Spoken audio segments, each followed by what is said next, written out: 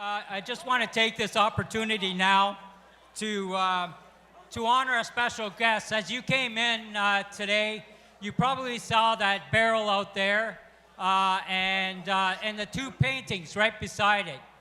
The two paintings were of Raccamuto, Sicily, and the other one was called Road to Palermo.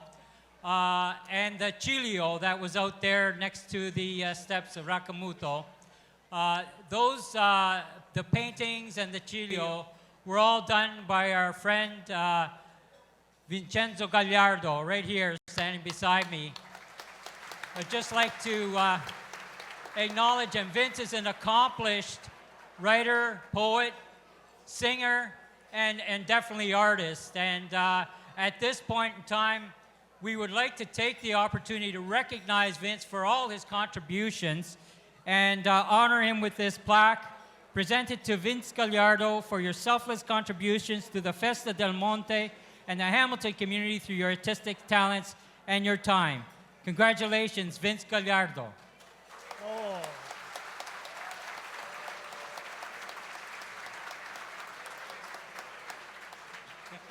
Thank you, Joe.